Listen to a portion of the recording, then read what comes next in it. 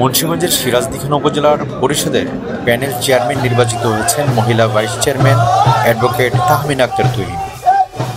উপজেলা প্রশাসনের আয়োজনে গত সোমবার দুপুরে উপজেলা পরিষদ সভাকক্ষে নবনির্বাচিত চেয়ারম্যান, ভাইস চেয়ারম্যান ও মহিলা ভাইস চেয়ারম্যানের প্রথম সভা শেষে ইউপি চেয়ারম্যানদের মতামতের ভিত্তিতে তাহমিনা আক্তার তুহিনকে প্যানেল চেয়ারম্যান মনোনীত করা হয়।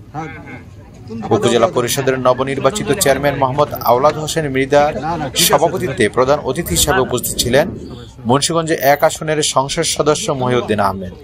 উপজেলা নির্বাহী কর্মকর্তা সাব্বির আহমেদের পরিচালনায় এ সময় অন্যান্যদের মধ্যে উপস্থিত ছিলেন উপজেলা সহকারী কমিশনার বুবি ওম্মে হাবিবা ফারজানা, উপজেলা পরিষদের ভাইস চেয়ারম্যান মীর মোশাররফ হোসেন সুমন, মহিলা vice chairman advocate Tahmina Akhtar Tuhin, সাবেক সচিব KM তরিকুল ইসলাম রতন, উপজেলা স্বাস্থ্য কর্মকর্তা ডাক্তার আঞ্জুমান আরা, উপজেলা কৃষি কর্মকর্তা মোহাম্মদ আবু সাইদ শুভ্র সহ অন্যান্য কর্মকর্তা ও কর্মীবৃন্দ।